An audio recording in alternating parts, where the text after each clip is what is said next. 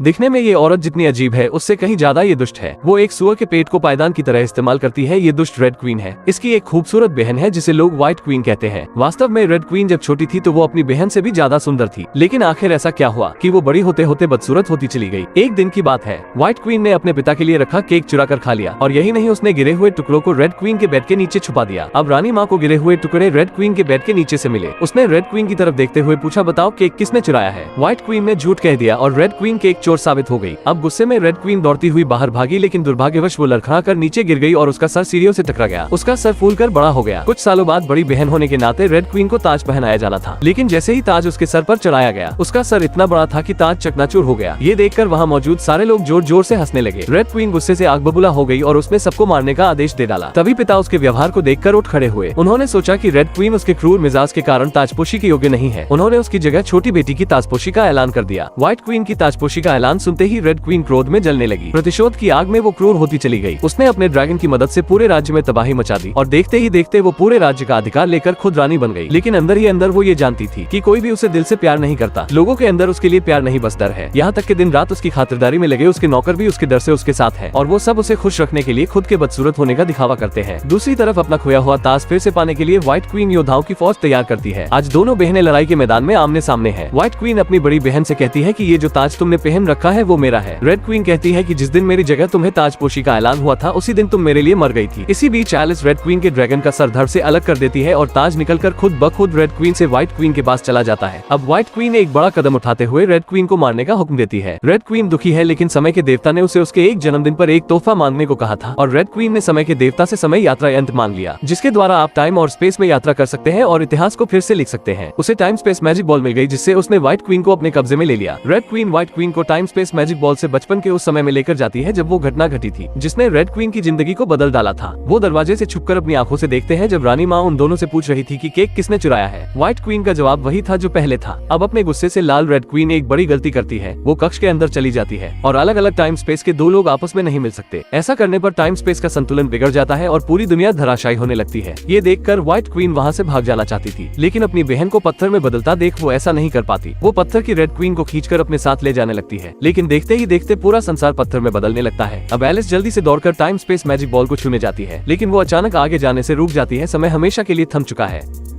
शून्यता व्याप्त हो ही गई थी कि सौभाग्यवश टाइम स्पेस मैजिक बॉल से एकदम से एक ऊर्जा उत्पन्न होती है, जिससे पुनः समय अपनी वास्तविक स्थिति में लौट आता है। रेड क्वीन जाग जाती है। व्हाइट क्वीन खुशी से अपनी बड़ी बहन के हाथों को थाम लेती है। ये सब होने के बाद उसे अपनी गलती का एहसास हो चुका है। वो अपनी दुखी बहन को दुख से देखती है। वो उससे कहती है कि हाँ दीदी, मैंने ही केक चुराया, फिर झूठ बोलकर तुम्हें फंसाया था। मुझे माँ से सच कहना चाहिए था। मैं इस बात के लिए बहुत दुखी हूँ। दोनों के बीच की लड़ाई इसी क्षण खत्म हो चुकी है। यूँ तो रेड क्वीन बहुत क्रूर थी, लेकिन उसने दोनों के बीच इतने मतभेद होने के बाद भी कभी भी व्हाइट क्वीन को नुकसान नहीं पहुंचाया था। आज दोनों को ही अपनी गलतियों का एहसास हो चुका है। अब दोनों बहनें एक दूसरे को गले से लगा लेती हैं। सच है, कभी कभी सिर्फ एक झूठ या एक गुस्से में उठाया गया एक कदम हमारी जिंदगी को तबाह करने के लिए काफी होता है।